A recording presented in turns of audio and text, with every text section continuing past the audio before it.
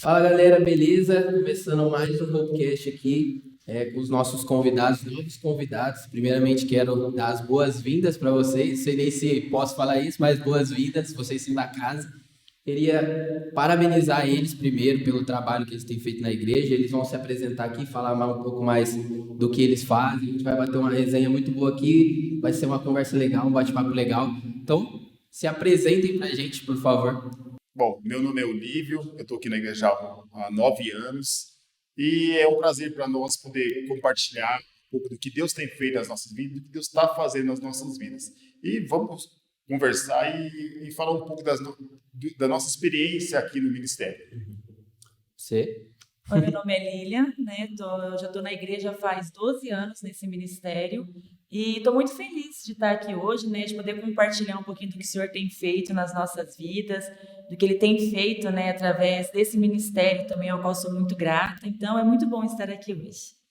Para quem não sabe, que a gente faz parte do Ministério da Igreja de Monte Oreb, a gente fala um pouco para a gente que é de dentro também, como o pessoal já conhece o Olívio e a Lília, mas a gente também vai falar um pouco, para eles vão explicar o trabalho, que eles são os diáconos aqui da igreja, já tiveram uma passagem em alguns outros ministérios, eles vão falar um pouco disso, e para as pessoas que não conhecem eles vão entender mais como funciona essa parte do trabalho dentro da igreja, como que funciona. Mas antes de tudo, é o que a gente sempre faz com todos os convidados que vêm. A gente quer que vocês falem um pouco primeiro da conversão de vocês, né? Porque é o ponto principal, o ponto inicial de toda a caminhada cristã, que é a conversão. Então eu quero que vocês falem um pouco como que foi, como que Deus falou com vocês e como vocês chegaram, não só na igreja Monte Oreb, mas como vocês chegaram para Cristo. Legal. Falou primeiro? Pode ser. Bom, eu já tive o privilégio, né, de nascer numa família cristã. Eu nasci numa família evangélica, né? E meus pais sempre me levaram para a igreja, sempre me ensinaram o caminho do evangelho. Aí, com os 12, 13 anos, eu quis conhecer o mundo, né? Não fiz, não, a igreja não me fez nada de mal, mas eu quis sair. Por decisão minha, eu saí da igreja, né? E depois você vai andando, você vai crescendo e os seus pais não têm mais o controle de você. Então você acaba indo para o mundo verdadeiramente, né? E começa a conhecer as coisas do mundo e começa a deixar a casa de Deus. Não dá para a gente viver um pé lá no mundo e um pé na casa de Deus. E era assim que eu comecei a fazer. E os nossos pais, eles chegam, quando nós chegamos a uma certa idade, eles já não têm mais o controle da nossa vida, não é verdade? Então a gente vai tendo os nossos 16, 17, e a gente já acha que Que é o dono do mundo. é verdade, né? A gente sabe tudo que os pais não sabem nada. Então eu comecei a ir para o mundão, né? E depois de um bom tempo no mundo, né, eu, eu conheci a Igreja Monte Oreb. Eu conheci a Igreja Monte Oreb. E para mim foi muito difícil entrar numa igreja assim, pentecostal, propriamente dita, né? Porque eu venho de uma igreja, eu cresci em uma igreja que era muito. O silêncio era uma forma de cultuar o Senhor. Mais tradicional. Isso, bem tradicional. Então era um silêncio total na igreja. Então, para mim era muito difícil conhecer outra igreja. Sim. Entrar em outra igreja era muito difícil para mim, porque eu entrava e tinha bateria, né? Então essas coisas, guitarra, violão, para mim essas coisas eram não que era errada, mas isso eu não conseguia aceitar, né? Sim. Mas Deus vai trabalhando na vida da gente. E quando eu cheguei na Monte Oreb, né, na igreja, um dia eu vinha nos cultos nas quartas, eram nas quartas-feiras, né, eu vinha nas quartas, e aos domingos eu costumava vir alguns domingos, né? Às vezes eu vinha na quarta e não vinha no domingo. Quando eu vinha no domingo, eu não vinha na quarta. Sim.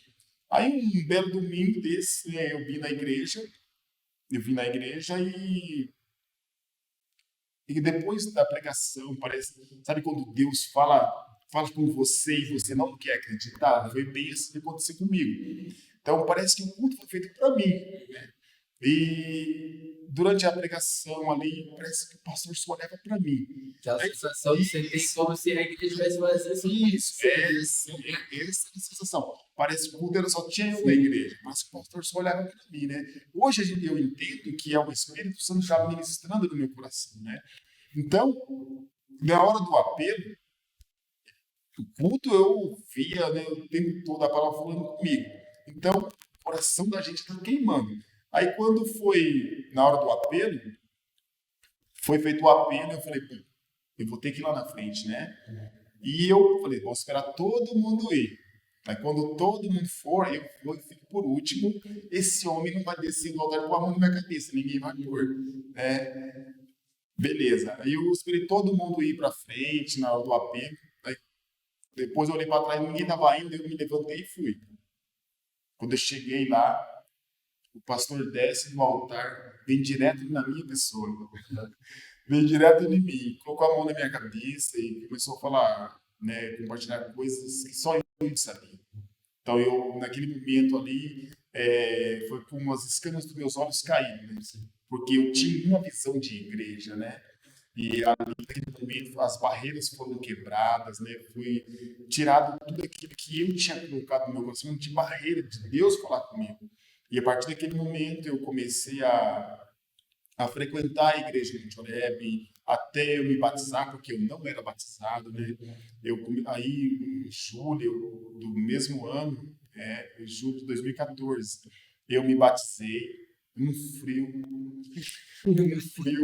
lascado. Né? Foi em 2014 que você chegou na Monte Oreb, no mesmo ano batizou? Não, eu cheguei na igreja em 2000, eu visitei a igreja de Monte Oreb em 2011. Ah, tá. 2011 foi quando o Pedro nasceu. Uhum. Depois, aí a Lília vinha para a igreja e eu não vinha. Né? Eu ficava em casa, né? Ela vinha e eu não vinha. Mas beleza. Então, quando eu comecei a vir para a igreja, assim, frequentar a igreja verdadeiramente, assim, era só lá, a partir de 2013, que eu comecei a vir todos, né? Não todos os cultos, mas eu vinha mais vezes, né? Então, ali foi que o Espírito Santo começou a ministrar no meu coração, tirar aquelas barreiras que eu mesmo tinha colocado, né? Então, uma coisa que eu acho que é tão importante, não é para nós que somos pais, os nossos filhos crescem na igreja, né? Mas é importante que os nossos filhos tenham experiências com Deus. Sim. Não só aquilo que os pais ensinam, os professores ensinam, né? Que os pastores ensinam. Isso é essencial. Mas também é muito importante que você tenha experiência, que o seu filho tenha experiências com Deus. Porque aquilo que o teu filho tem experiência com Deus é dele, né? A experiência que eu tenho, que a minha esposa tem com Deus, por mais que nós falamos dos nossos filhos, não atinge o coração deles com experiências nossas, né, com testemunho. Mas o que eles tiverem com Deus vai ficar marcado. Sim. Então, por mais que eu ia na igreja, né, eu não tinha experiências com Deus. E a minha primeira experiência foi aqui na igreja de Joreb, verdadeiramente, né, onde o Espírito Santo falou no meu coração. Então, a partir daquele momento lá, eu comecei a frequentar a igreja e já me batizei e comecei, né, a trabalhar. Essa é a minha história de conversão aqui na igreja de Monte Oreb. E um ponto legal que você falou, dos filhos têm as próprias experiências, e às vezes até as experiências, vamos dizer assim, ruins que vocês tiveram no mundo, vocês passam para eles, ó, não passa, não faz isso, se você fizer, eu já quebrei a cara. Tipo, aqui, eu praticamente cresci dentro da igreja, desde quando eu me entendo por gente, eu tô aqui na Monte Oreb. Eu não lembro de... Tem até um ponto que a Gabi, tem uma das meninas que fica aqui com a gente, ela fala, cara, eu não sei quando foi que eu me converti, sabe? Onde eu falei, não, porque você tem isso. Ó, 2013, 2014, eu aceitei Jesus. Mas, tipo, os meus pais, eles tiveram uma vida no mundo. Então, eles me ensinaram muita coisa que fala assim, ó, não vai por esse caminho que você vai quebrar a cara. Porque quando a gente cresce na igreja, parece que, tipo, as coisas do mundo são umas coisas... Cara, mas será que eu vou quebrar a cara mesmo? Não vai quebrar a cara assim, então toma cuidado. E outro ponto legal que você também citou é essa questão de, tipo, você chega na igreja e você tinha aquelas coisas que, tipo, incomodavam, a bateria, algumas coisas, e Deus foi trabalhando em você isso. Tem gente que acha, tipo, não, eu vou chegar na igreja, vou me converter e tudo vai mudar do dia para noite, mas é um processo. Hoje você está há 10 anos, praticamente 10, 11 anos convertido e você ainda está nesse processo. Então as pessoas têm que entender isso. Muita gente às vezes vem para a igreja e fala assim, não, eu vou ir, minha vida vai mudar do dia para noite e ponto, mas os problemas continuam e às vezes até maior depois. O próprio Senhor Jesus diz, né? Venha da forma que você está. Então você vem como você está lá no mundo, trazendo tudo aquilo que o mundo ficou anos colocando na sua vida. E quando você chega na igreja, às vezes pessoas têm a ilusão de que você chegou na igreja, acabou os problemas. Isso. Não acabou os problemas, né? Eles vão diminuindo porque a presença do Espírito Santo na sua vida, ela vai trabalhando, né? Vai trabalhando, vai te limpando, vai te purificando, né? E o mundo, ele coloca coisas nas nossas vidas que demora para sair. Demora muito para sair. O Senhor pode, né? Lógico que Deus tem o poder de arrancar isso tudo da vida da gente, né? Instantaneamente. Mas tudo que Deus nos dá tem propósitos, né? Tem ensinamentos. Então o Senhor vai nos ensinar. Você vai caminhando e a partir dali, caminhando com o Senhor, os problemas vão acabar, né? A palavra diz, não tereis aflições. Então o Senhor já te garante que você não terá problemas. Mas confiar no Senhor é muito importante. E é um processo que Deus faz que eu falo assim, cara, é essencial. Porque às vezes Deus permite que a gente quebre a cara e fala, opa, peraí, tá vendo? Não é na sua força. E todas as coisas vão contribuir para o nosso bem. Se a gente fizer alguma coisa errada, Deus vai nos ensinar nisso. As coisas certas que a gente fizer, Deus também vai nos ensinar.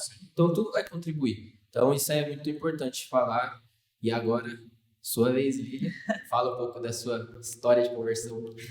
Bom, é um pouco longo, né? Mas vamos por parte. Tempo é o que tem. Eu vim para a igreja, já tinha 28 anos. Ao contrário, né, do Olívio, eu não cresci num lar cristão de jeito nenhum. Minha mãe criou 3 filhos sozinha. Então, a vida dela era cuidar da gente, assim, na alimentação. Ela fez o que ela pôde fazer, cuidou muito bem, né, de nós 3 sozinha. Então, ela, por estar sozinha, então ela fez o que estava ao alcance dela, né? Minha mãe é uma mulher incrível. Falo, quando eu crescer, quero ser igual a ela, na força que ela tem. E ela nos deu o necessário, né, pra gente crescer e tal, e viver, né? Mas nessa parte de religião, ela não ensinou nada pra gente nesse sentido, porque ela já vinha de uma história de desilusão com a igreja, né? Então, ela era afastada dos caminhos do Senhor. Então, pra gente, ela nunca quis impor nada. Ela sempre falava, quando vocês crescerem, vocês escolhem. Então, assim, eu cresci com 28 anos, eu nunca tinha lido a Bíblia, não sabia absolutamente nada da Bíblia. Sabia que Deus existia, algumas coisas que minha avó contava, que minha avó sempre foi cristã, mas ela nunca sentou para explicar para a gente de fato. Então, cresci de ouvir falar, mas muito pouco ainda, sabe? Então, não ia nem igreja católica, nada mesmo. E aí, quando eu tinha 28 anos, eu já estava casada já há 8 anos, já com uma filha, com a Ana, de 8 anos, né? Eu descobri que eu estava grávida novamente do Pedro. E aí foi aí que começou a minha história com o Senhor, né? Que eu fui alcançada pelo Senhor. Por isso que eu já quero logo começar a falar que isso que eu mais amo, sabe? E no Senhor, em Jesus. Porque muitas vezes as pessoas ouvem falar de Deus, né? E tem uma mente, começa a imaginar o quê? Um ser superior, né, que tá lá só esperando a gente fazer algo errado, porque era isso que eu pensava, né? Ah, tá fazendo coisa errada, vou te castigar, entendeu? Fez coisa certa? Vou te abençoar. Fez coisa errada? Vou te castigar. Era assim essa visão que eu tinha na minha cabeça, né? Porque eu nunca tinha sido ensinada, né? Jesus nunca tinha sido apresentado para mim. Então, quando eu descobri que eu estava grávida do Pedro, foi um susto, já descobri já quase de 4 meses de gestação. E a Ana, né, como eu falei, com quase 8 anos já ela estava, então foi um susto. A gente estava comprando um apartamento, né, meio que dando um recomeço assim na vida, eu descobri que eu estava grávida dele. E com 8 meses de gestação, a bolsa rompeu e o Pedro nasceu, prematuro. Então foi tudo muito rápido. Descobri a gestação, né, aquele prazo que a gente tem assim de correr atrás das coisas, tudo. Quando ele nasceu, nem banheira comprada a gente tinha ainda, quase nada. E aquele susto mesmo, tanto quando eu descobri que eu estava grávida, eu já descobri que era um menino, porque já estava já de bastante tempo de gestação, né, quase 4 meses. E aí quando ele nasceu, o pulmãozinho dele não estava preparado para nascer, por ser prematuro. E na hora que ele nasceu, ele não conseguia, ele não chorou. Aí colocaram ele em cima de mim, ele ficou roxo.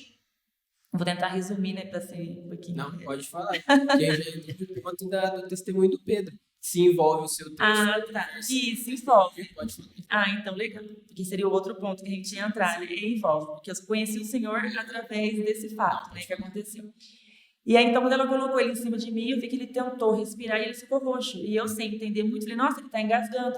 Engasgando com o quê, né? E aí a médica correu com ele, e aí eu já olhei de ladinho assim, estavam fazendo vários procedimentos nele correndo. E eu falava, eu quero ver ele, né? E elas não deixavam. E eu falava, por que que ele não chora? E ninguém deixava. Eu falava, é normal, é normal. Só que eu sabia que não era normal, porque já tinha uma filha, né? E aí correram com ele pra UTI. Aí eu só fui ver o Pedro 24 horas depois que deixaram eu ver. O Olívio chegou para me visitar, tudo. E eu falei, você viu ele, né? Ele falou, eu falei, vou ver. Não vi, vou ver. Eu falei, nossa, vai lá ver ele é lindo e tal. E ninguém me trazia informação nenhuma. Ele me volta de lá, que foi ver ele, também não me falou nada do que estava acontecendo de fato. E eu tinha uma amiga, na época, que a gente trabalhou juntas, e a irmã dela trabalhava lá. Então eu liguei para essa amiga minha e falei, você não pode ver com a sua irmã o que está acontecendo, para ela vir me trazer alguma notícia, né? Ela falou, amanhã cedo ela tá aí, ela te leva alguma notícia. Ela trabalha até meio-dia, então de manhã ela vê o que está acontecendo e te fala. Beleza. Esperei a irmã dela, nada. Aí quando foi de noite, de tardezinha já, ligaram para ele e falaram, vem pro hospital, né, que a gente vai conversar com vocês. Foi aí que deixaram eu ver ele. Entrei na UTI para ver ele. E assim que eu entrei para ver ele, estava cheio de aparelhos nele, tudo, né? E um médico lá para dar apoio e explicar para gente, né? Foi logo de cara falando que tudo que eles tinham para fazer pelo Pedro, eles haviam feito. Que não tinha mais nada a ser feito, porque ele estava com o pulmãozinho dele, não estava pronto para nascer. Então, quando eles foram entubar ele para colocar o oxigênio nele, né? Um dos pulmões dele perfurou. Então, um estava fechadinho, não abriu, e o outro perfurou. Então, além de tudo, ele estava, né, com dreno, o rim dele não funcionava, ele estava todo inchado, sabe? Parecia um pãozinho, assim, todo deformado, a mãozinha dele estava muito inchada. E aí o médico falou, olha, não tem mais o que ser feito. Então, a gente chamou vocês aqui, né, proibido tirar foto, mas tira foto para vocês terem algo de lembrança para guardar dele, porque não tem mais o que fazer. Aí naquela hora bate um desespero, né? Aquele momento bateu um desespero, né? Eu falei, não é possível, mais nada a ser feito. Aí ele falou pro meu marido, não tem mais nada, cuida dela. Na hora eu falei, não é possível, né? Você fica naquele sem saber o que fazer, né? Aí o médico chamou ele e falou, vou te levar na minha sala e você vai ver os exames dele, vai ver que não tem mais nada a ser feito. E levou ele, e eu não quis ir junto, eu fiquei. Aí eu fiquei lá do lado do Pedro, tudo naquele desespero, não sei quanto tempo passou, mas para mim foi muito tempo. Aí eu fiquei lá com ele quando o médico voltou com meu marido e falou, olha, você entendeu que não tem mais o que ser feito? E aquele desespero, né? Aí eu peguei, olhei para o médico e falei, não é possível que não tenha mais nada a ser feito, né? Porque na minha cabeça eu falava, como assim, né? Eu engravidei, descobri tudo tão rápido, né? Já está aqui para acabar assim, não é possível. E aí o médico explicou, falou, olha, tem uma injeção, só que essa injeção vai amadurecer o pulmãozinho dele de uma vez e o rim dele também não está funcionando. E se eu der essa injeção, eu perco o rim. E os dois órgãos são vitais. Aí ele falou, na realidade, o único órgão dele que tá bom é o coração. Mais nada. E mesmo assim, ele já teve 2 paradas. E a gente já teve que reanimar ele 2 vezes. Ele ficou sem oxigênio no cérebro já 2 vezes. E se sobreviver, ele vai ter muitas sequelas. Então, não tem mais o que fazer. Aí eu falei, bom, se a única solução é a injeção, se ele vai morrer com ou sem injeção, dá a injeção. Aí ele falou, a gente só vai diminuir as horas que ele tem de vida. Eu falei, tudo bem, dá a injeção. Na hora do desespero, o que puder fazer. Né? Não importa que vai ter sequela, você quer o seu filho com você. Não, né? Se puder, você troca de lugar. Né? Só quer que esteja com você. E aí ele falou, tá, sai da sala que eu vou dar a injeção e já te falo se ele sobreviveu, se ele aguentou. Assim. Aí nós saímos da sala, sentamos num banquinho assim no corredor da UTI e ele ficou fazendo o procedimento no Pedro. Aí naquele momento que eu sentei naquele banquinho, sabe, eu falei com o Senhor. Do meu jeito, porque, né, nunca tinham me ensinado, faz assim que assim é o correto, né? Aí eu falei, Senhor, eu não te conheço. Fui muito sincera, né, na minha oração. Eu falei, eu não te conheço. Já ouvi falar, né, das coisas que o Senhor faz, porque as minhas primas já estavam aqui na igreja e eu via, né, elas cantando algum louvor, falando uma coisa ou outra, mas nunca diretamente para mim. Aí eu falei, eu já ouvi, né, que o Senhor faz milagres, que o Senhor é poderoso para fazer. Então salva meu filho, cura ele. Se o Senhor curar ele, eu prometo que vou procurar te conhecer e vou te servir pro resto da minha vida. Né? Foi a oração que eu fiz ali naquele momento de desespero, né? E aí passou alguns minutos, o médico veio, né, arrancando assim a máscara, a touquinha, lembro muito bem do rosto dele vindo no corredor. Aí ele falou, olha, ele sobreviveu, ele resistiu, mas não comemora, porque ele precisa reagir. Você querendo pular já. Ele falou, mas não comemora, porque ele precisa reagir. A gente não pode mais mexer nele. Não comemora, porque agora depende dele. Aí já foi aquela alegria, né? E nisso as enfermeiras ficaram fazendo o procedimento nele, porque o que o médico fez? Ele tirou o dreno dele, né? Tirou um tubo, aplicou a injeção e depois colocou novamente o dreno. Só porque o dreno, na realidade, estava no lugar errado. Então, nessa segunda vez que ele colocou, que ele conseguiu alcançar o local correto. Por isso que ele tinha tido as paradas e tudo mais. E ele estava usando 100% do oxigênio, né? Da máquina de oxigênio, estava 100% nele. E depois uma enfermeira compartilhou comigo que naquele momento do procedimento ela foi chamada para a sala para ficar com as outras crianças, porque era 4 bebês por UTI. E ela falou que foi chamada para ir para aquela sala para cuidar dos outros bebês enquanto as enfermeiras iam ajudar o médico no procedimento. E ela falou que ela estava de costa para a incubadora do Pedro e na hora que o médico terminou o procedimento e saiu para falar com a gente, ela falou que uma voz falou com ela muito forte: vira, vira. E ela falou que estava com o neném, assim, com o outro neném, né? Ela falava: não posso virar. Ela ficou lutando com aquilo, não posso virar, eu estou com esse neném. Aí ela falou que a voz falou para ela: vira agora. Ela falou que no que olhou para a máquina, era onde a máquina onde o Pedro estava, o Pedro já estava fazendo manobra nele, para ele respirar, e a máquina estava desligada. Essa enfermeira esqueceu de ligar. No propósito de Deus. Aí ela falou que na hora ela virou, bateu a mão na máquina, sabe? Nem deu tempo de falar nada e ligou e Pedro voltou a respirar, sabe? E é um ponto só rapidinho. Não. É uma coisa que, tipo, as pessoas que ouvem isso aí não tem como, cara, falar que não é Deus, cara. Não tem como. Não. Tipo, os mínimos detalhes você vê e fala assim, cara, pela gente mesmo não ia acontecer isso. A mulher não ia virar porque ela tava fazendo o trabalho dela. Ela tava fazendo exatamente o que ela tinha que fazer. Mas nesses mínimos isso é doido. E ela mesma lutou contra a voz. Ela falou: não posso, porque a voz foi tão mais forte que ela falou: vira agora. Aí ela falou que virou e viu, sabe? E ele já partiu mesmo. E ela ligou a máquina. O Pedro, com menos de 24 horas, ele fez 3 cirurgias. Lembra? Ele fez 3 cirurgias. Se você hoje, né, se você pedir para olhar, ele pode mostrar 3 cortes que ele tem na costela, assim, ó, com menos de 24 horas. Então, já entrando no testemunho que é de conversão da Lília, né, a gente vê o propósito de Deus em tudo. O propósito de Deus em tudo. Eu sempre, quando eu tenho assim, a oportunidade de falar de Deus para alguém, eu falo, olha, eu gostaria que todos os meus amigos, aqueles que não conhecem o Senhor, né? Não vou falar de que é crente, um cristão, que não conhece o Senhor. Eu sempre falo para eles, olha, o que eu gostaria é que vocês tivessem uma experiência com Deus. Você servir a Deus, obedecer o Senhor, é um livre-arbítrio nosso, né? Mas você conhecer o Senhor, de você ver coisas que só Deus pode fazer. Só Deus pode fazer, né? Você ter um filho que não respira, ele teve, né, duas ou 3 paradas cardíacas, paradas respiratórias, os médicos pararam de contar, né? Eles pararam de contar, porque não adiantava eles contar as paradas respiratórias que ele teve, né? E quando deu alta para ele, eles falaram: olha, pode levar embora, mas não vai andar, não vai falar, vocês vão ter uma criança especial, né? E hoje... Esse era o diagnóstico quando ele estava lá no UTI, bem. Isso, o diagnóstico estava na UTI.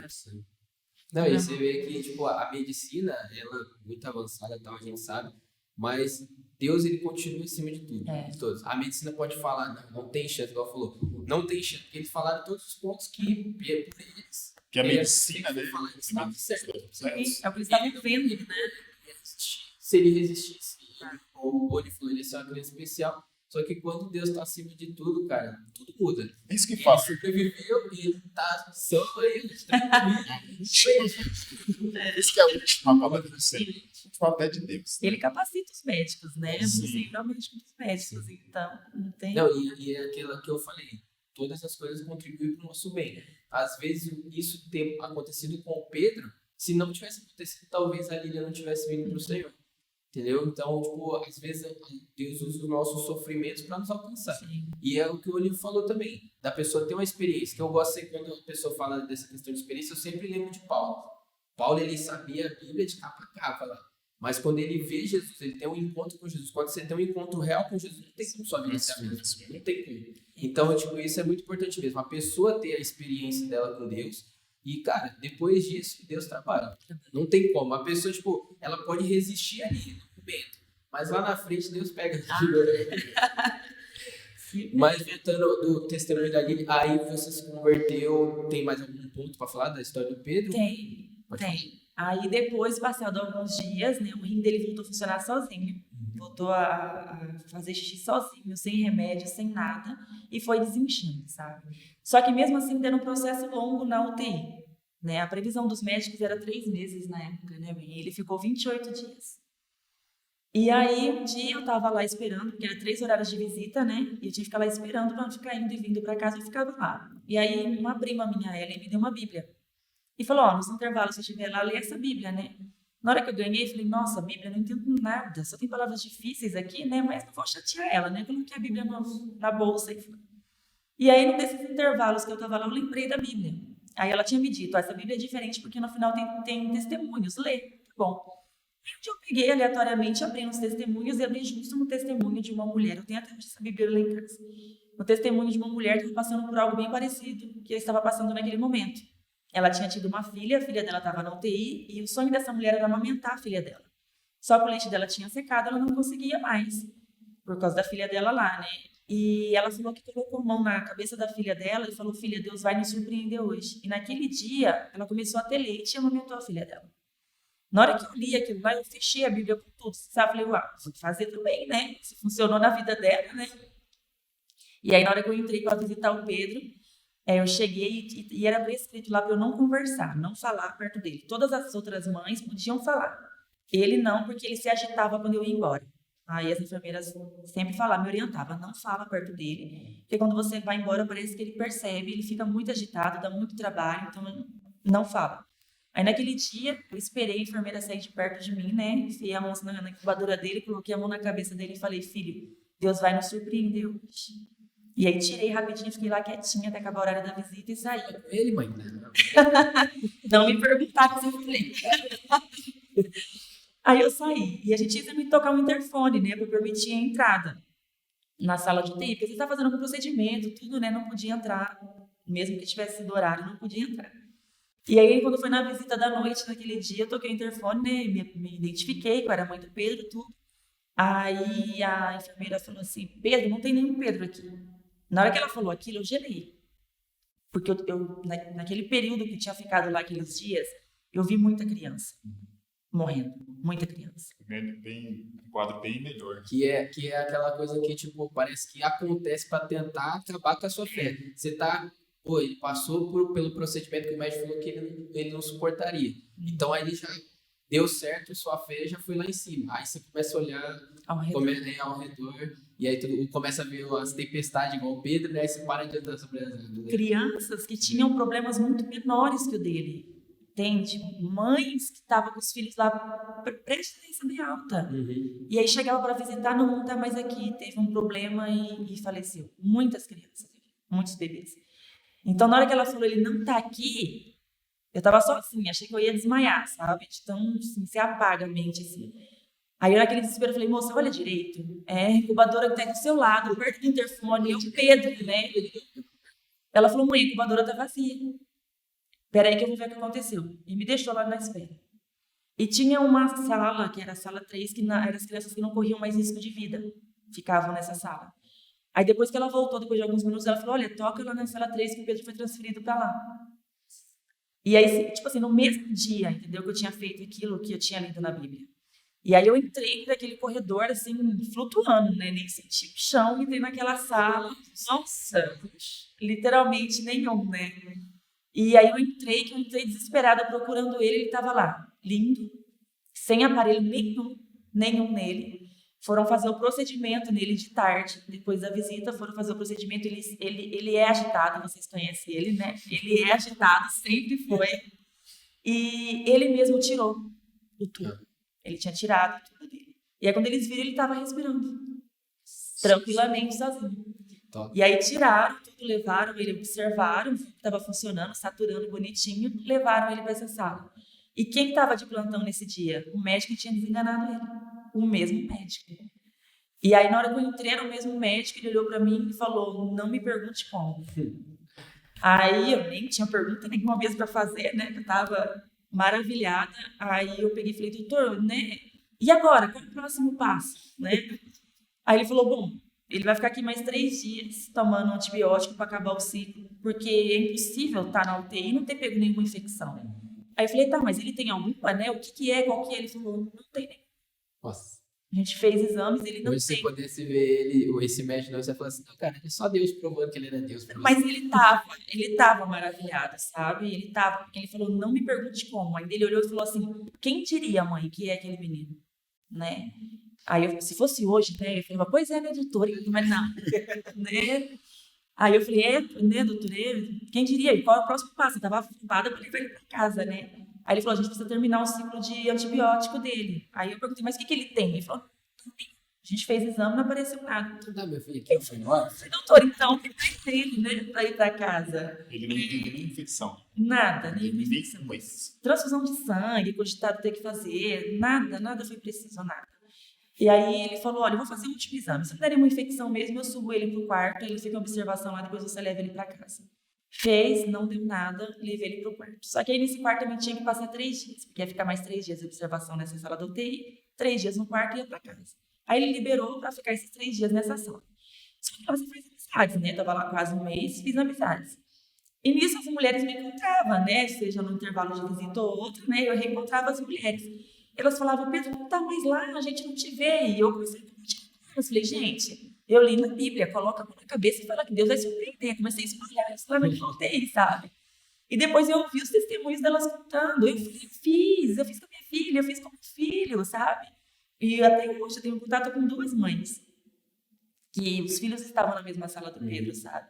E esse vínculo é muito bom, porque na hora da dor, sabe? Na hora que a gente tá mais vulnerável mesmo, e alguém te estende a mão, entende? Alguém te dá uma direção, alguém te fala alguma coisa, não tem o que substituir. A gente vê mesmo o cuidado de Deus, sabe? Sim.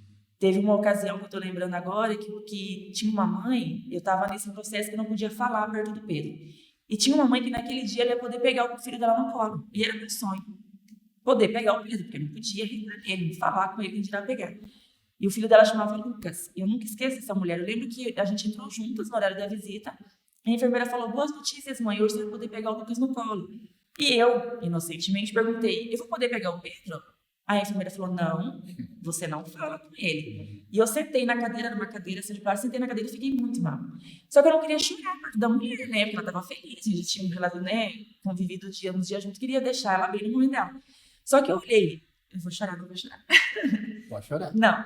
Pode chorar. Pode chorar, mas é do Rafa aí. E eu olhei ela pegando o canguru, sabe? Colocando nela, as enfermeiras ajudando, eu pensei, eu vou sair. Porque é o momento dela, eu não vou ficar aqui, melando, né? E saí da sala. Pois essa mulher parou o procedimento, foi lá no corredor falar comigo. Foi incrível, sabe? E ela falou, calma, né? Tenha fé, daqui a pouco vai ser você. E eu falei, não vai pegar, a visita vai acabar, vai pegar seu filho, né? E ela falou, o Lucas estava no mesmo quarto que o Pedro. Ele vai sair dessa. Creio, né? Eu falei, não, eu creio, mas volta, sabe? Eu queria que ela Vai vivesse disputar o seu. né? Porque já que você pode, aproveita, né? Pega, né? E foi lindo isso que ela fez, sabe? E é uma pessoa que eu queria ter o contato hoje para falar, olha, com o meu Pedro também deu certo, sabe? Assim como o Lucas com o Pedro também deu certo. São pequenas coisas que marcam a gente, né? Faz toda a diferença. Eu acho que você tem alguém para te estender a mão, entendeu? Principalmente no momento que você não tem nada para oferecer em troca. Não, e o mais incrível é que a mulher, vamos dizer assim, ela também não tinha nada, né? Não. Ela tava passando por uma situação muito parecida, mesmo assim ela estendeu a mão, cara. Isso E ela tinha tudo para não olhar, entendeu? O professor falou comigo depois, entende? Mas não, ela parou aquilo ali, a hora que ela tinha de estar com o filho dela para ir lá fora. E era toda uma burocracia, sabe? De entrar na UTI, ter que lavar a mão. Ela teve que fazer o processo tudo de novo. Sim. Mas ela deixou aquele momento dela para ir lá me dar um abraço, entende? E Então, aí você vê também nisso que pode não, tenho certeza que foi um cuidado de Deus, mesmo nisso. A mulher deixou aquilo que, entre aspas, seria a prioridade dela, que era o filho, para estender a mão para você. Então, a gente vê o cuidado de Deus em tudo, cara. Nossa, incrível. Porque nessas horas um abraço Sim. não tem o que pague, entendeu? Um abraço é fundamental. Sim. Né? Então foi lindo. E aí foi isso. Depois desse processo, né, eu comecei a espalhar para aquelas mulheres. Começamos a ouvir os testemunhos. Teve uma enfermeira que chegou em mim e falou assim, você é da região, você é conhecida aqui, alguma coisa? Eu falei, não, porque ela falou, nossa, menina, todo mundo fala do Pedro. Eu achei que você tivesse alguma influência, alguma coisa. Eu falei, hoje eu falaria, né? É o Senhor, mas eu não tinha essa noção exata do tudo, sabe? Não, bacana. E antes de até passar aqui para os nossos amigos nos bastidores, vou dar uma missão para vocês. Vocês cortem aí o trecho do Pedro no teatro, que ele fala lá nos versículos, e coloquem no vídeo para as pessoas verem o milagre que é o Pedro, cara. O Senhor é a minha rocha, a minha liberdade. Ele é o meu Senhor. Hordas de morte me cercaram e correntes de perdição me tiraram da liberdade. Na minha angústia, invoquei ao Senhor. Sim, clamei ao meu Deus. E no seu tempo, o clamor que eu lhe fiz chegou aos seus ouvidos. Então a terra se abalou e tremeu. O leão voltou. O dono de tudo voltou. Não, isso é incrível.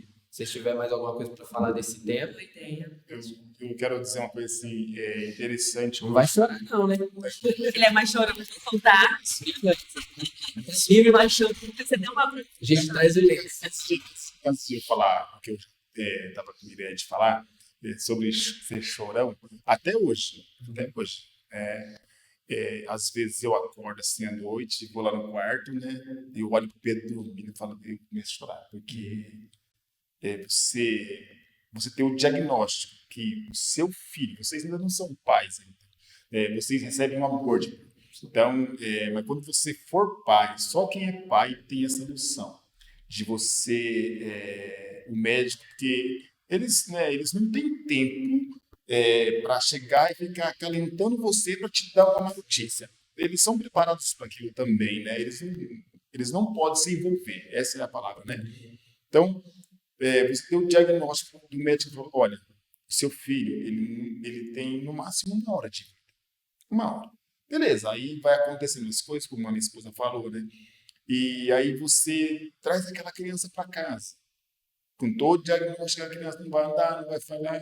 E você começa a ver, o Pedro está com 12 anos. E mesmo assim, às vezes eu olho para ele assim e falo, meu Deus, cara, eu tenho um testemunho vivo dentro da minha casa. Né? Eu não posso falar assim, olha, Deus não existe, Deus não faz milagre. Eu não posso falar, nós não podemos falar isso, né? Porque nós tivemos essa experiência de ver o que Deus fez. E lá no hospital, né, que eu queria falar antes, lá no hospital, todo mundo falava desse Pedro, gente. Todo mundo, por quê? Porque ele era o piorzinho que nasceu no dia. No dia, ele foi o pior. Assim, a situação dele era aquilo lá, nasceu, leva para lá e vai morrer rapidinho, já era, né? Mas não. Aí hoje a gente consegue entender que Deus tinha um propósito nisso, né? Deus tinha um propósito de não alcançar só ali, ele me alcançou também, porque foi através da vida do Pedro que eu comecei a voltar para a igreja, né? Eu comecei a voltar para a igreja, comecei a participar e dei, não que eu dei oportunidade, porque quem sou eu para dar oportunidade, mas eu precisei dar o primeiro passo. O Senhor sempre esteve de braços abertos, mas a partir do momento que eu dei o primeiro passo, o Espírito Santo ministrar na minha vida. Né? Ele começou a ministrar, começou a mostrar para mim, olha, né? Lembra lá atrás? Então, ele foi me trazendo assim, na memória mesmo, as coisas que os meus pais me ensinaram, né? E eu fui voltando de novo para a casa do Senhor, e o Senhor, né, foi tocando na minha vida. Mas é muito importante também a gente dar ouvido para o Senhor quando o Senhor fala com nós. Porque se a gente esperar que o Senhor chame a nossa atenção, é doloroso. É muito bom a gente aceitar o Senhor quando Ele fala com a gente, né? Aceitar de bom grado. Você falava disso, né? Quando ouvir a voz do Senhor teu Deus, não endurecer seu coração, né? E nesses anos, quantas vezes o Senhor tem falado comigo, né? E eu tinha endurecido meu coração. Mas quando o Senhor ele tem um propósito na sua vida, Ele vai cumprir aquilo na sua vida, né? Ele vai cumprir, porque é a palavra dele, né? Sim. Mas se a gente endurece o coração, aí se Ele tiver que chamar a sua atenção, dói demais. Né? Dói demais, sabe?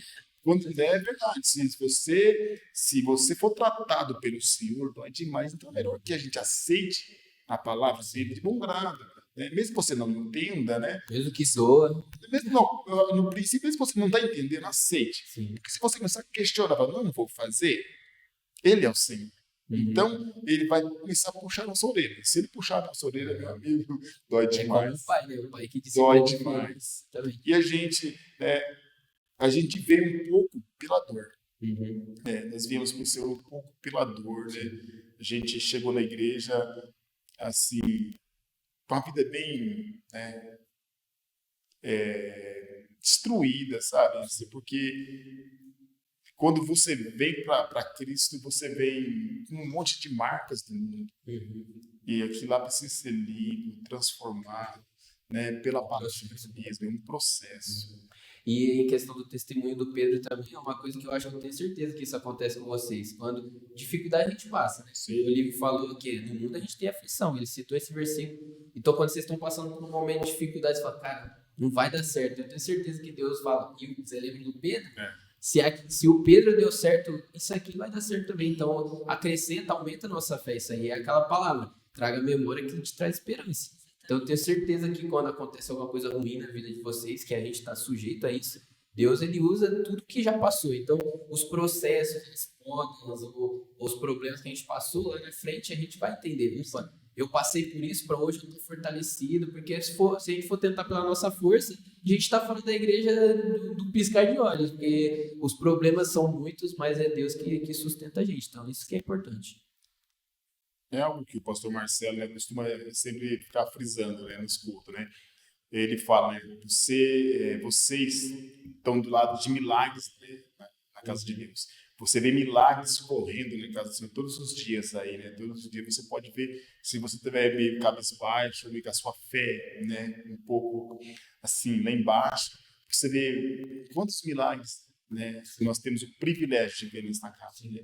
Não só a vida do Pedro, né, outros milagres, né? Você vê milagres andando na casa do Senhor. Então é maravilhoso o que Deus faz na vida da gente, é tremendo, só Deus mesmo, né? São coisas que a gente vê que é exatamente como você falou, é só Deus mesmo. Uma vez eu acho que eu tava conversando com o Alexandre e a gente tava falando, cara, mano, às vezes parece que Deus não, entre aspas, né? Parece que Deus não é o mesmo da Bíblia, né, cara? Que a gente não vê mais os milagres, igual o povo lá do Egito, que saiu do Egito, a coluna de fogo, a nuvem, os milagres e tal. Só que aí, cara, quando a gente vai parar pra pensar, é a gente que não tem mais fé, cara. Que tanto que em 2020 teve o evento lá do Descende, que teve lá em São Paulo, nos estádios, eu tava lá. E eu, na minha cabeça, tinha esse pensamento. Falei, cara, será que eu não tenho fé para ver essas coisas? Ou será que Deus me mudou alguma coisa? E olha que eu já tinha muito tempo de caminhada. E no meio lá de uma oração, o cara foi um cadeirante, o cara voltou a andar. E eu vi aquilo, não foi algo que alguém me contou, que tipo, às vezes a gente vê um vídeo na internet e nós fica aquela dúvida, porque a gente é meio incrédulo, né? Mas, cara, eu vi aquilo, então eu falo, cara, Deus, ele nunca mudou, ele nunca vai mudar. É a gente que não, parece que a gente não consegue crer ou a gente não quer crer. Mas Deus sempre ele faz para nos surpreender, para mostrar, igual eu falei do médico, para mostrar que ele é Deus. Ele prova todos os dias pra gente que ele é Deus, mesmo não precisando, ele prova. Mas isso é bacana. E vai falar uma coisa? Mais uma coisa. Então, como a gente encerrou esse assunto do Pedro, muito bom. Eu ia deixar ele para o final, mas como ele faz parte. Mas como faz parte, agora a gente vai falar um pouco do trabalho de vocês na igreja. Quero que vocês contem como foi também, porque, como a Lília falou, eles passaram primeiro como líder da mulher. A Lília é líder das mulheres e o Olívio líder dos homens, e hoje eles são diáconos. Mas, além de falar como foi o processo, como vocês foram chamados para isso, como foi o convite do pastor, tudo, eu quero também que vocês contem como é a experiência de estar à frente da igreja, como que é o trabalho. Então, pode falar vocês. Por favor. Bom, depois desse processo todo do Pedro, né, eu achei que eu ia entrar na igreja todos os dias para cumprir a minha promessa, né? Senhor, eu estou aqui para te agradecer pelo milagre na vida do meu filho e vou embora. Para mim era isso que ia resumir minha vida dali para frente, porque eu não tinha mais que pedir, o que, né, era a minha vida ia ser para agradecer. Tipo, então eu achava que ia ser isso, entendeu? Eu ia vir para a igreja para agradecer e ir embora e pronto, minha vida ia ser essa. E aí, no decorrer dos cultos, quando eu comecei a vir, aceitei a Jesus, né? Teve o apelo, aceitei a Jesus, que para mim fazia parte, né, daquele processo de estar todos os dias na igreja, todos os cultos na igreja. E aí teve um culto que a pastora Vera, ela ministrava no louvor, ela subiu para abrir o culto e ela falou, tem alguém aqui que disse para o Senhor que vai vir nos cultos para agradecer por um milagre que recebeu. Só que Deus mandou te dizer que esse foi o primeiro milagre que Ele fez na tua vida, que ainda tem muito mais. Nesse dia, eu olhei para os lados, tipo assim, todo mundo tá vendo que é para mim, né? Porque meu coração acelerou, então, né? E eu olhei para os lados e falei, vocês estão vendo que é para mim, né? E Vocês estão ouvindo isso? Sim, amém, quando fechado. Falei, não é possível, né? E aí eu fiquei com aquilo, sabe? Dentro do meu coração por vários dias. Eu falei, mas tem mais, né? Não é possível. Para mim é isso, né? É o suficiente. Sim, eu tô com ele, entendeu? Eu tô com meu filho e, né, eu vim agradecer, eu vou vir pagar, né? O que eu prometi. E aí eu comecei a ter aquela sede, sabe? Por entender quem é esse Deus, por entender quem é esse Jesus, né? Por que morreu por mim? Por que foi lá no hospital, entendeu? Fez tudo o que fez pelo Pedro, sem eu merecer, sem eu ter nada para oferecer, sabe por quê? Eu queria conhecer, eu queria ter, né, entender quem ele era. E aí, como eu não conhecia absolutamente nada da Bíblia, aqui na igreja tinha um seminário na época, que isso foi em 2011, eu resolvi entrar no seminário. Aí conversei com ele, né, com o livro, porque o Pedro era pequenininho, né, e eu já tinha feito faculdade antes, e aí, eu nunca esqueço a resposta dele, ele falou assim, mulher, eu não te pedi de fazer faculdade, eu te pedi de estudar na igreja, né? Ele sempre foi bem parceirão em todos os sentidos. Ele não vinha, eu estava vindo sozinha, ele não vinha. E ele falou, não te pedi, né, de fazer faculdade, para te estudar na igreja, vai lá. Eu falei, mas você não está entendendo, você tem que cuidar do Pedro. E eu trabalhava, né, tudo, então ia ficar muita coisa para ele fazer em relação ao Pedro. Ele falou, não, vai lá, tranquilo. Aí eu comecei a estudar. E foi sensacional. Sensacional. A Aline, né, que é minha prima, fazia também seminário na época, junto com a Erika, esposa dela, né, que já teve aqui também. E eu lembro que um dia o pastor falando, né, Abraão, Isaac, Jacó, que não sei o quê. E eu olhei para ela e falei assim, eles são parentes? Eu não sabia, ela falou assim, abaixo, depois eu te explico, você passar vergonha, né? Então, tudo que eu tinha dúvida, né, eu deixava meio assim, off, eu não passar vergonha e explicava para ela, perguntava para ela. Teve um dia que o pastor Marcelo, e esse dia foi terrível para mim. O pastor Marcelo dando aula, ele falou assim, então Jesus veio e fez expiação pelos nossos pecados. Na hora que ele falou isso, eu não ouvi mais nada do que ele falava, porque minha cabeça falava, peraí, Jesus então fica espiando. Você não sabia nada. E aquilo, eu fiquei em choque. Aí deu um intervalo, não foi um intervalo, eu permaneci sentada na minha cadeira e o pastor Marcelo, tudo bem? Aí eu falei, como assim? Jesus fica espiando o pecado. Ele falou, não, calma. Deixa eu ver. E ele, né, se ajeitando, né, tudo. Deixa eu ver como eu vou te explicar. Calma, sabe? Então, eu louvo a Deus pela vida do pastor Marcelo, porque, nossa, as primeiras matérias foram terríveis para mim. Não entrava na minha cabeça, porque era muita coisa para eu correr atrás, para eu entender, porque eu não tinha noção nenhuma. E aí, teve um dia também que eu cheguei nele e falei, pastor, minhas notas estão péssimas nas primeiras provas. Eu cheguei nele e falei, pastor, não desiste de mim, tá bom? Eu prometo que eu vou conseguir, eu vou acompanhar. Aí ele respondeu assim, menina, o Senhor não desistiu de você, você acha que eu sou doido de desistir, né? Continua, vai dar tudo certo. E aí eu fui aprendendo, fui me apaixonando, sabe, cada vez mais por entender, por conhecer quem era esse Deus. E fui caminhando. E as coisas, assim, você perguntou na questão de ministério, né? Para mim, eu não sei, né? O Olívio, ele vai explicar. Mas para mim foi tudo muito natural, sabe? Não foi nada que eu falei assim, eu almejo tal lugar, eu almejo tal posição. Nossa, eu admiro, por exemplo, tem muitas pessoas quando vêm para a igreja admiram o louvor, né? Eu admiro tal lugar, eu queria um dia servir ali. Comigo não foi assim, né? Eu queria conhecer, né? Eu queria aprender. Então, eu falo que foi natural por causa disso, porque terminando o seminário, o pastor Marcelo já me chamou e falou, você não quer ajudar a pastora Vera nas mulheres? Aí eu falei, quero, né? Aceitei, mas assim, eu não tinha... Para mim, era ajudar ela no sentido assim, vai fazer um café, alguma coisa, né? Não tá ajudando, né? E logo aceitei. Ele falou, tá, então vai conversar com ela, fala pra ela que eu já conversei com você, aí que me explicar o que é fazer de fato, sabe? Aí vai naquela, corre atrás, né, pra estudar, entender, né, e pra fazer o melhor, né, do Senhor. E nisso já faz 7 anos. Fui fazer as contas hoje, que a gente vem aqui 7 anos já. Fiquei um tempo auxiliando a pastora Vera, e esse ano que ela saiu, e agora eu e a Renata juntas no Ministério de Mulheres. Que, como eu falei, é natural. Entende? Eu acho que quando é algo do Senhor, quando Ele chama, né, a gente, Ele nos capacita literalmente. Porque é impossível. Impossível. Qualquer área que a gente vai servir no ministério, é impossível você falar assim, pelo menos para mim, tá? Eu tô pronta para isso, eu vou lá que vai ser, sabe? Eu não me vejo nessa posição, não consigo pensar assim. Toda vez, seja por que for, é dia de servir a ceia, né, no diaconato, é dia que eu tô na porta, na recepção, é dia que, né, tá na escala para pregar, e eu falo, Senhor, vamos comigo. Se o Senhor não for, vai dar comigo. Sim. Porque eu só preciso de um coração disposto. Literalmente. Eu falo para ele, eis-me aqui. Mas se o senhor não estiver comigo, não me deixe ir, porque vai dar ruim. Sabe? Eu não tenho nada para oferecer para ninguém, sou desastrada, vou tropeçar com esse cálice da ceia, sabe? Então eu falo, Senhor, vamos junto, faz, porque eu não consigo. Eis-me aqui, mas sem o Senhor eu não quero fazer, sabe? Eu não quero estar, né? Porque não é estar em evidência, não é ter tal posição, não é tal cargo, sabe? É estar no centro da vontade de Deus. Porque é leve, entende? Não consigo dizer assim, eu pago um preço, paguei um preço, sabe, por estar servindo, né? Por estar ali com as mulheres. Não é pesado.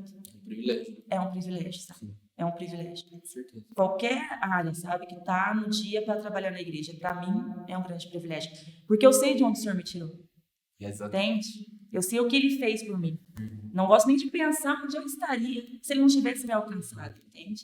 Então, tudo que está à disposição, que é para ser feito, faço, porque eu sei que é para o Senhor. Sim. E literalmente não esperando nada de homem vir e falar, não, eu faço o meu melhor para o Senhor, pedindo para que Ele esteja junto. Que até então, o milagre do Pedro estava ótimo. Sim. Mas aquele foi o meio que Deus usou. Ele não foi o fim. Não. Foi o fim de tudo. Então, Deus vai progredindo. E se Ele colocou o ministério que Ele deu para você, para o Bolívia, é porque Ele sabe que vocês estão dispostos a fazer e Ele vai capacitar vocês. Sim. Então, isso que é o importante. A gente depende literalmente deles. Para fazer. E agora, Olívio, um pouco falar dos homens, do diaconato. Sim.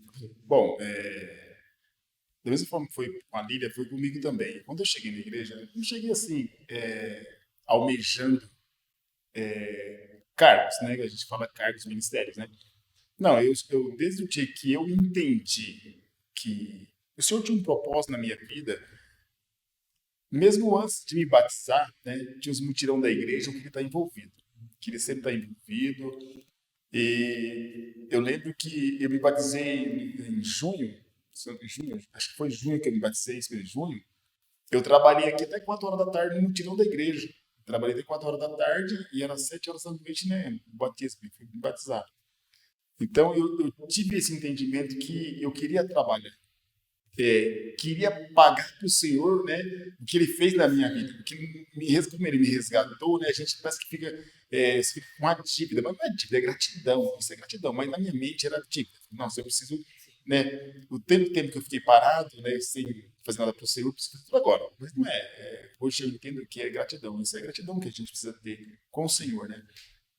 Então, assim que eu me batizei também, em junho, quando foi em janeiro, eu comecei também no seminário, ingressei no seminário, né? Comecei no seminário. Quando eu terminei o seminário, né, um ano antes de terminar o seminário, o pastor me convidou também para trabalhar no Ministério de Homens, né? Assumir o Ministério de Homens.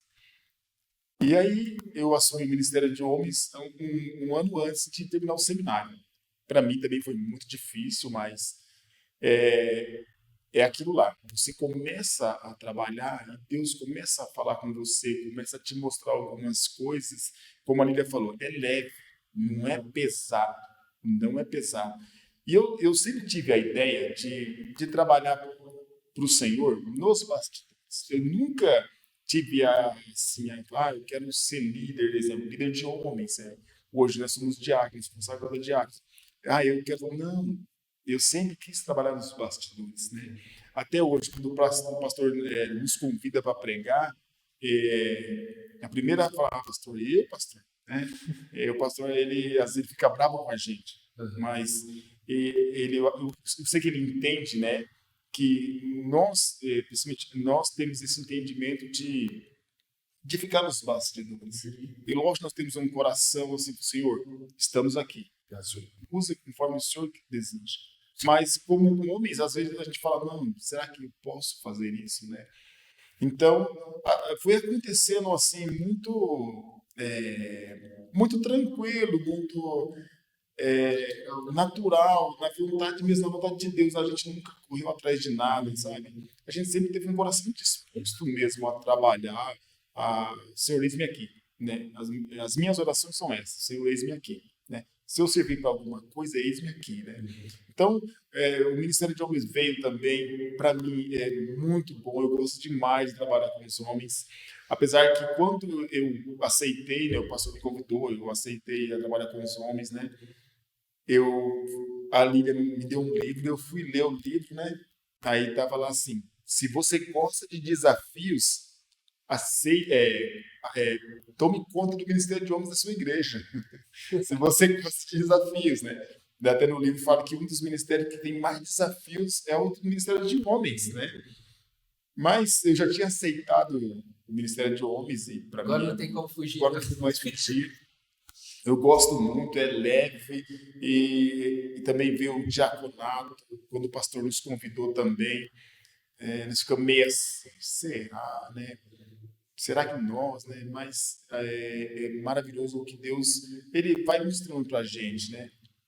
Nós já sempre trabalhamos na igreja, sempre fizemos aquilo que fomos direcionados, né? Às vezes o pastor, os outros diáconos, né, iam nos direcionando, ajuda a fazer isso, fazer aquilo. A gente sempre fez de boa, né? Nunca, com um coração grato mesmo, né? Então, essas coisas vão nos impulsionando, né? A palavra de Deus, ela vai nos impulsionando, vai nos mostrando que a gente precisa caminhar, né? Não ficar só parado, a gente precisa caminhar, não só alimentado. É muito bom a gente vir para a casa do Senhor, sentar no banco, né? Ser alimentado, isso é maravilhoso, né? Mas eu vejo assim, que o Senhor também ele quer que a gente tenha um coração disposto, né? Não só ficar sendo alimentado ali, mas que a gente possa ajudar outras Ser um meio para alimentar as pessoas. Sim, que a gente possa ajudar outras pessoas, né? Como nós fomos ajudados quando nós chegamos aqui. Eu lembro que desde das primeiras vezes que eu cheguei na igreja, eu fui muito bem recebido, né? Os irmãos, eu chegava na porta e dizia: pai do Senhor, irmão, paz, também com vergonha, sabe? Mas eu fui, assim, muito bem tratado pelo Marcos, né? O Marcos é um irmão maravilhoso, irmão Irineu, né? Irmão José. Então, é lógico que você fala todos os irmãos aqui, né? A Neuza, o Sérgio, né? Todo mundo, se eu for começar a falar, os irmãos são maravilhosos. Essa igreja, ela tem esse amor, né? O ensino da nossa igreja, né? É um amor tremendo que os irmãos têm uns pelos outros. Então, quando você chega aqui nessa casa, você é muito bem recebido. Então, eles foram me discipulando, né? Eles foram caminhando comigo, foram me ensinando a orar. Eu lembro que me levaram para o monte, então eu fui sendo discipulado lá no monte, aprendi a orar, gostar de oração. Eu gosto muito de oração, né? E isso é maravilhoso, porque você começa a entender algumas coisas que acontecem nas nossas vidas, e pessoas vão nos ajudando, e você começa a olhar para essas pessoas. E isso é tão maravilhoso que às vezes você é crítico dessa pessoa, mas você se torna quase igual ela. Você é muito parecido com ela, porque você critica ela, porque é você também, né? Então, e você vai crescendo.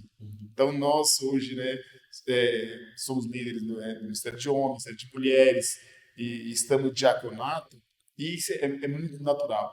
E isso é muito maravilhoso, sabe? É gostoso servir, é privilégio. Eu vejo assim, é um privilégio poder servir ao Senhor. É diferente do que a gente faz fora da igreja, né? Que a gente meio que faz como obrigação. Aqui na igreja a gente sabe que é difícil, não é fácil. Mas é igual ele falou, a gente sempre tem aquele sentimento no final, o exemplo que teve agora na nossa igreja, o congresso de jovens. A gente viu como foi. Eu tenho certeza que os líderes, todo mundo que fez parte aqui, a gente fez parte dos bastidores, no final a gente olha e fala, cara, tudo aquilo que a gente passou, os ensaios, não sei o que, as renúncias que a gente fez, valeu a pena, porque foi um privilégio, né? Um privilégio da gente poder fazer aquilo para servir outras pessoas que estavam dentro da igreja. Fazer aquilo que Deus chamou a gente para fazer. Então, isso é muito bom, cara. E é legal que, assim, a gente tem o sentimento, valeu a pena. Sim. E a gente tem um sentimento também, fala assim, foi Deus. Se não fosse o Senhor, isso não teria acontecido. A gente tem isso no coração, né? Essa gratidão. Falar, eu sei que eu dei o meu melhor, mas se não fosse o Senhor, né? O Senhor deu o toque especial ao Senhor. A cereja do bolo. Deus é maravilhoso. Não, é isso. Mas eu também quero perguntar também para vocês quais os desafios para fazer parte da liderança do diaconato, mas o principal de todos, para pregar. E igual, eu brinco com o pessoal aqui, o pessoal me conhece. Na frente dos outros aqui, brincando, ixi, brinco com todo mundo.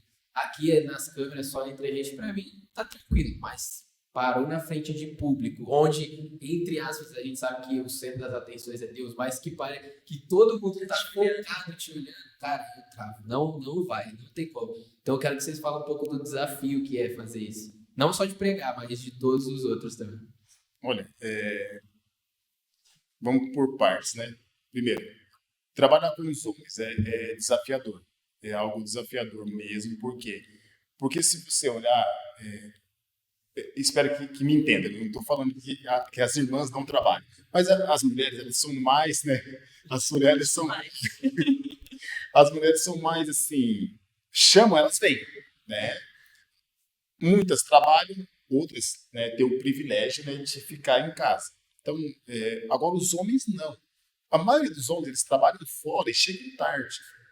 Não é uma desculpa para nós, mas às vezes o homem chega lá às 7 horas da noite, por mais que, exemplo, a janta tá pronta, tudo certinho na casa dele, mas ele chega cansado, ele chega, toma um banho e senta no sofá. Sentou no sofá, acabou. Né? O sofá te abraça.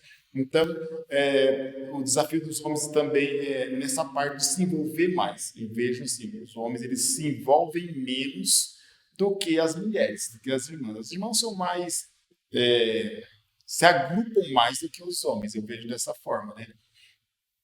O diaconato, a gente está começando agora, então a gente não... tudo para nós é novo, porque nós temos pouco tempo no diaconato, estamos aprendendo aí a trabalhar, né? Agora, pregar é algo, assim, extraordinário.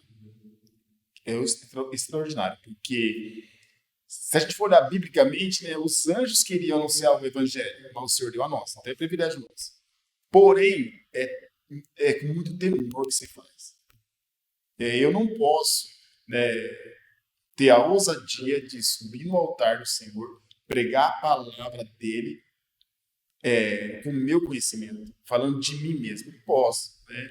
Porque pregando a palavra de Deus, diante de Deus, você falar de uma pessoa do lado da pessoa, e a pessoa está ali olhando, isso é verdade, isso é mentira, então é temeroso, porque se nós cremos que Deus se faz presente, o Espírito Santo se faz presente ali conosco, na igreja, ou dentro de nós, então como que você vai pregar a palavra se não foi Ele que te deu? Então é temeroso.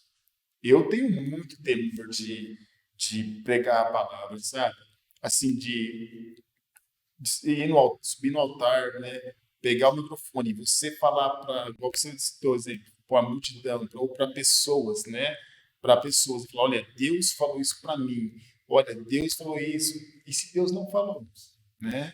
É você que vai arcar com aquilo ali, você que vai arcar com aquilo. Então, nós não somos pregadores, né?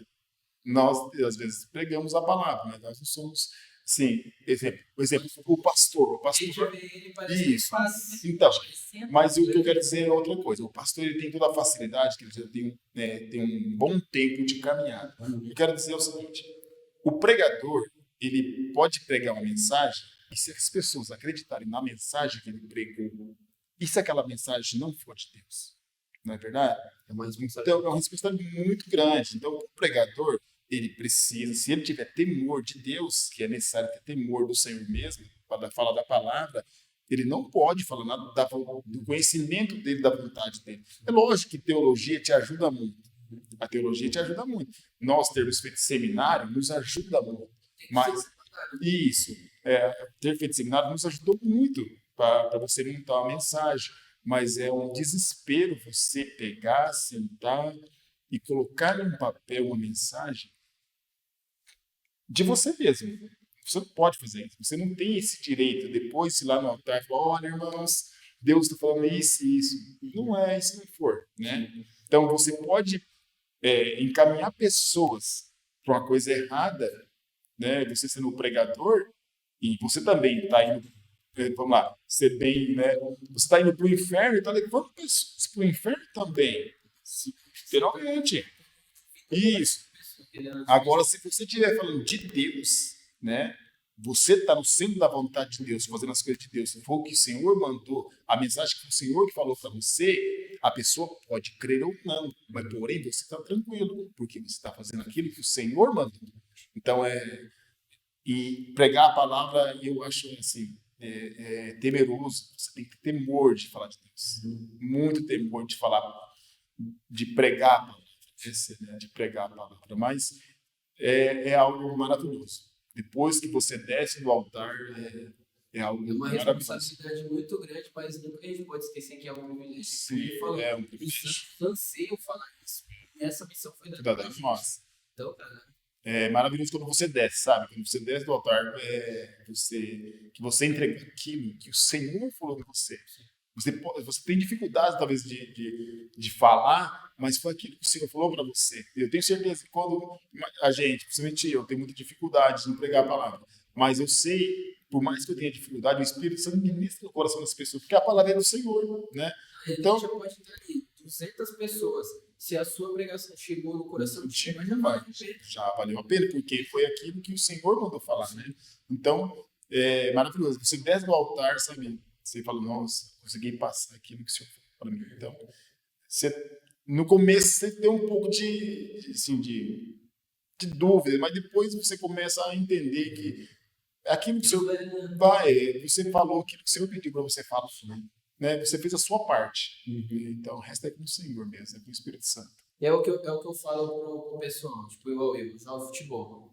Eu sei que eu acredito que Deus tem um propósito, mas se eu não me preparar para isso, por exemplo, se eu não treinar, se eu não me cuidar, Deus não vai fazer. Então, vocês fizeram parte de vocês. Vocês se dedicam, não sei, durante a semana, se vocês sabem, sei lá, um mês antes que vocês vão pregar, vocês se dedicam nisso, vocês fizeram um seminário. Cara, a parte de vocês, a nossa parte sempre tem que ser feita. E o restante é Deus que faz. Igual, a palavra chegar no coração de alguém é o Espírito Santo. A pessoa ser alcançada e salva por aquela palavra, é o Espírito Santo que vai fazer. Mas a gente tem que fazer a nossa parte.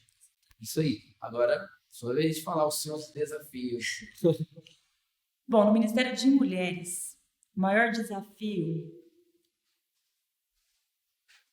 Bom, para mim, o maior desafio no Ministério de Mulheres é que, para mim, a mulher ela é muito intensa, né? A mulher é bem mais emoção. A pastora que a gente tem, a pastora é doidinha. As mulheres são muito intensas em tudo, né? Então, eu creio assim que a mulher, ela é mais sensível também à voz do Senhor, entende? Então, se a mulher ouve, ela não é tão razão quanto ao homem de ficar se questionando, mas será? É agora? Não. Se a mulher ouve, ela entende, caminha, entende? Então, para mim, o grande desafio com as mulheres é mais fazê-las entender, não é nem o poder que elas têm, é o valor que elas têm e o que elas carregam, entende?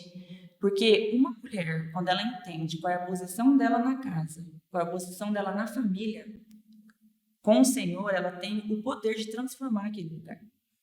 Porque a gente sabe, se uma mulher levanta de mau humor, a casa inteira azeda, né? Parece que o cachorro já sai correndo da frente, não quer ver, o marido já fica meio arisco de lado, os filhos nem conversam. Porque, queira ou não, é a mulher, né, quem faz a alegria ali da casa, né, e todas as coisas, não é? Então, para mim, o maior desafio é esse, entendeu? Fazer com que elas consigam se ver como o Senhor as vê. Entende? Conseguir entender o potencial todo, sabe, que elas têm. E eu amo trabalhar com mulheres exatamente por conta disso, sabe? E sempre peço ao Senhor, quando eu estou ali orientando, sabe, caminhando com uma mulher muito de perto, e está visível, sabe, que o Senhor mostre qual é o potencial daquela mulher, para que nos ajude, né, nós que estamos à frente, ajudar a impulsionar aquela mulher, sabe, direcionar ela no chamado dela, porque nós não somos iguais, né, cada uma Deus deu um talento para a glória do nome dele para ser usado, né, na casa dele. Então, o maior desafio que eu sempre peço ao Senhor é isso, Senhor, abre meus olhos, entende, para que eu veja qual o propósito que o Senhor tem ali? Nos ajuda a direcionar essa mulher para aquilo. Sim. Porque eu creio muito nisso. Quando uma mulher entende qual é o propósito dela. Teve até um tempo atrás que a gente, no grupo de jovens, a gente trouxe um estudo sobre... A gente não, né? O Juca trouxe um estudo sobre feminismo. A gente falou muito sobre esse tema. E as pessoas que vêm de fora da igreja, pode ver que a maioria fala que a Bíblia é machista, que a igreja é isso, aquilo, cara. Mas quando a pessoa, igual você falou, a mulher enxerga realmente o potencial que ela tem, cara, a gente sabe que Deus ele criou o homem e a mulher para propósitos diferentes. A gente sabe, responsabilidades, tudo. Mas, cara, a mulher é tão importante quanto o homem. Sim. E a gente, e Deus não faz aquela acepção que as pessoas acham, né? O homem é o mais importante, a mulher é inferior. Não, cara, nada disso. Quando a mulher entende, é o que você falou. Se a mulher acordar estressada, amigo, olha, tem quem aguente. Quando o homem acordou estressado, a mulher dá um grito com ele, tá bom já. Não, mas é isso mesmo. Né? É literalmente isso, sabe? E o maior desafio para mim na parte de pregar é assim, como eu falei no início, né? Não era algo que eu sonhava, almejava, eu quero estar ali pregando. Mas eu sempre tive no meu coração em ser obediente, entende? Se eu escolhi, que a gente escolhe, né, o local que a gente vai estar, se eu escolhi estar nessa igreja, eu quero ser obediente aos meus pastores, né? A minha liderança. E sempre eles direcionaram para isso, entende? Desde o seminário, o pastor falava, você vai pregar, né? Já direcionava para isso. Então eu sempre buscava no Senhor nesse sentido, Senhor, né? Eu queria entender o que era, porque dá essa curiosidade, né? Para quem não prega, né? Não tem esse hábito, essa curiosidade, sabemos o que é, né? Como assim? Ouvir Deus falando, né? E vai lá e coloca no papel e depois fala para a igreja, como que é? Então eu tinha essa curiosidade, ficava naquela, né? Como será isso, né? E sempre o pastor falava. Aí até que ele chamou para pregar a primeira vez e desde então eu amo mesmo. Não é algo que a gente fala assim, é fácil, é só subir lá. Não é, sabe? Não é. Você ter convicção do que Deus quer que você fale, sabe? Naquele dia específico, é um grande desafio. E você entender literalmente o que o Senhor quer para aquele momento, sabe? É um grande desafio. Porque a gente que conhece, né, a Bíblia um pouquinho, tem trocentas mensagens que você pode pegar lá e pregar, né? Mas entender qual que o Senhor quer é um grande desafio. E a parte mais maravilhosa é esse antes, entende? Eu passo muito mal, sabe? Passo mal, fico desesperada, sabe? Fico ansiosa, fico desesperada, sabe? Naquele antes ali, buscando, orando, Senhor, será que é? Será que é? Mas é incrível, não adianta você tentar tomar o trono. O Senhor confirma, entende? Não adianta você pegar, nossa, tá no meu coração sobre falar tal tema, você pode pôr no papel. Não adianta, o Espírito Santo te incomoda, você entende que não é aqui, sabe? E o mais maravilhoso de tudo é esse antes, sabe? De você estar ali no seu secreto do Senhor e ser ministrado pelo Senhor primeiro. Isso eu acho sensacional, sabe? Às vezes o Senhor fala algumas coisas e eu sento e falo, não, sabe? Tesouros mesmo, sabe? O Senhor entrega e fica, uau. Mas uma dúvida que eu tenho real mesmo. Tipo, igual dos jovens, a gente teve um período que a gente trazia os devocionais.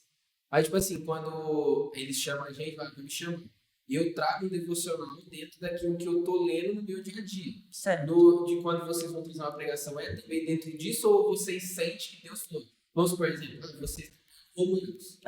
Leitura de tô lendo Romanos. Deus está falando com você ali, então eu vou usar aquilo que Deus está falando comigo ali, e Deus mostra outra coisa. Ou é tipo, na direção de Deus. Deus que manda. É diferente. É diferente. Por exemplo, já teve vezes eu estar estudando um livro específico, né? E o pastor chamar prazo curto, né? Eu sempre choro para ele, pastor, pelo amor de Deus, a semana não, dá 15 dias pelo menos, né? Porque eu sou muito ansiosa de fato, eu passo mal literalmente.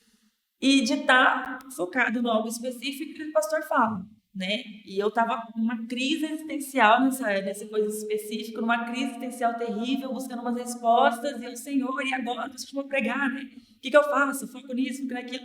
E fui para o meu secreto, né? E ali primeiro, né, que tinha recebido a mensagem do pastor naquele dia, primeiro eu falei, Deus, eu preciso resolver isso aqui primeiro, não era nada absurdo, mas era algo, né, que me incomodava, né, que eu estava vivendo, mas preciso resolver isso aqui primeiro, né? O senhor precisa falar comigo na mensagem, o que o senhor quer que eu pegue? Fiquei aquele conflito, e eu lembro que eu acho que eu fiquei no meu quarto, e o senhor falou para mim, levanta, come, bebe, que seu caminho dá. Na hora, eu achei que era aquilo para mim, pessoal, do que eu estava vivendo, entendeu? Que eu estava em crise existencial, então eu achei que era algo só para mim, né?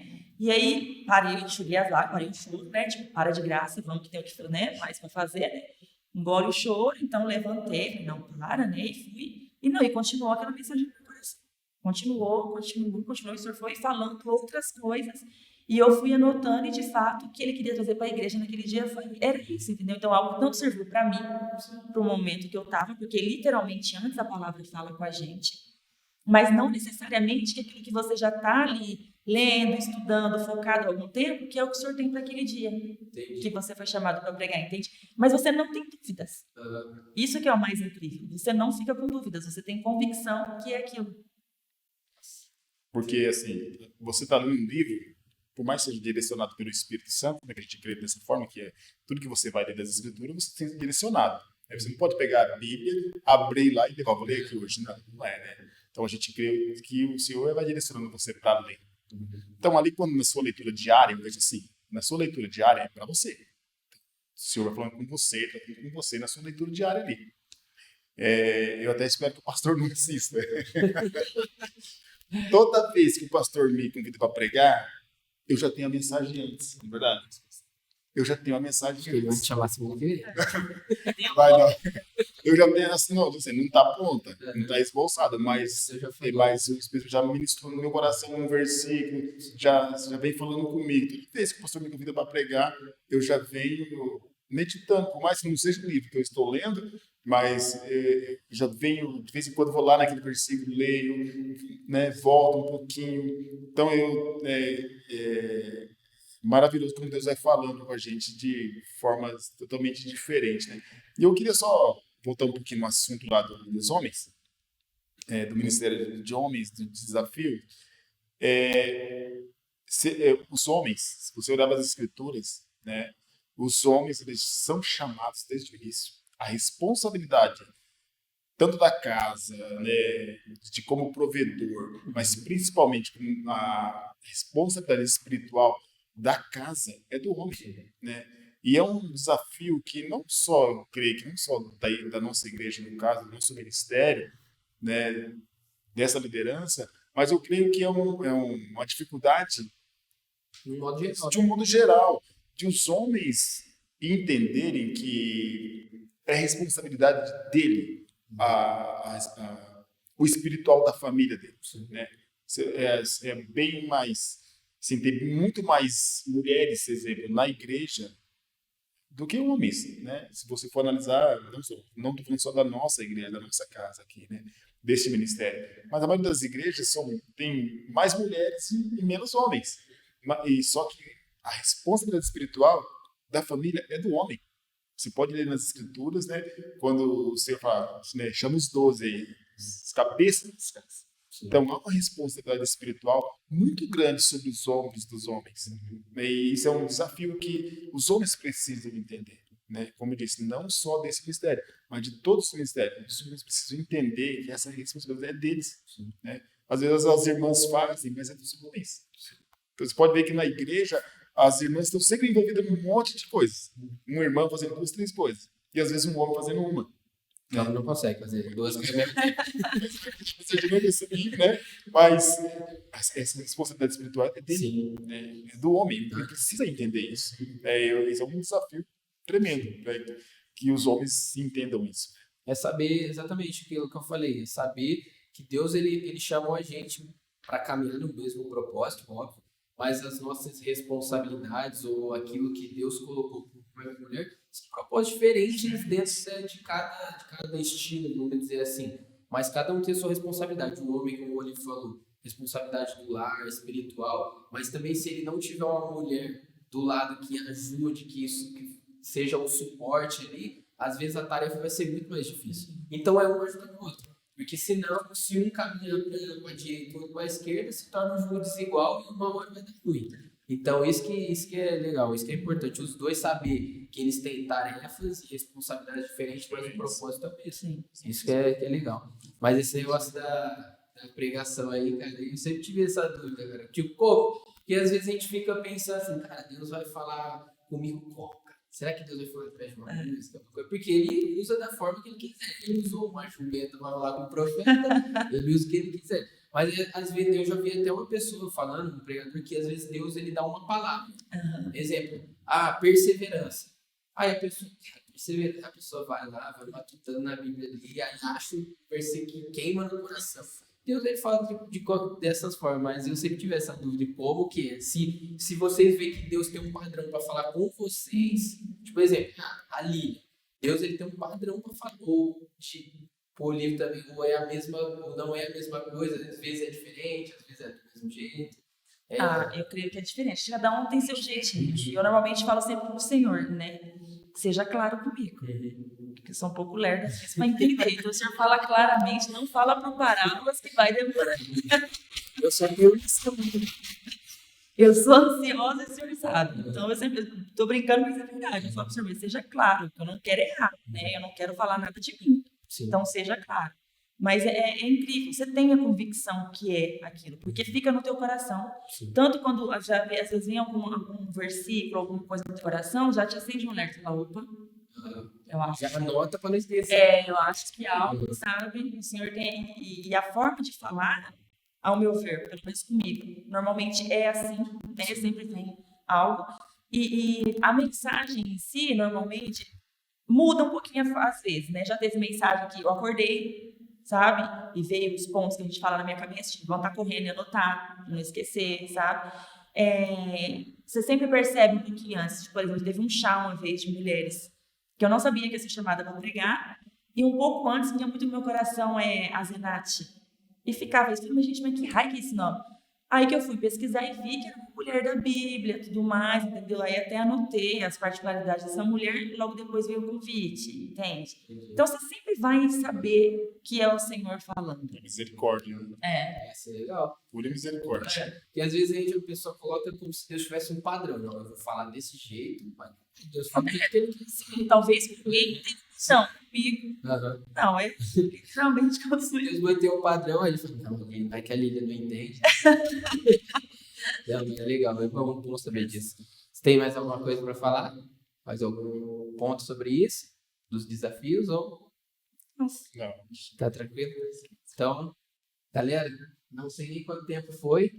Foi uma conversa muito boa. A gente vai chegando ao fim de mais um Hopecast. Só que aí agora eu tenho um desafio. Quando eu venho aqui apresentar, eu peço para o homem fazer uma oração final. O Olívio falou que ele é da oração, mas como Deus fala. Então, antes da gente encerrar, Olívio, se você puder fazer uma oração, não só pelo projeto aqui, mas também para as pessoas que vão assistir. A gente não sabe quem vai chegar, o que Deus colocar no seu coração aí, cara, pode fazer. A gente homem de oração. Eu gosto de oração. Eu acho que a oração, a oração é essencial. Sem oração, não que o Senhor não possa fazer nada, não é essa a palavra. Mas você se dedicar em oração, o Senhor começa a te mostrar algumas coisas que é só através da oração mesmo, para você ter esse privilégio de ser tocado por Deus. Né? Na oração é o momento que você fala com Deus. Né? Lógico que Deus fala com a gente, mas esse é o momento que você pode falar com você. Então, deixa eu orar, então, agradecer esse tempo que a gente esteve aqui. Senhor Deus, em nome de Jesus, eu quero louvar o teu nome e te agradecer. Te agradecer, Deus, porque o Senhor, a tua misericórdia está sobre as nossas vidas.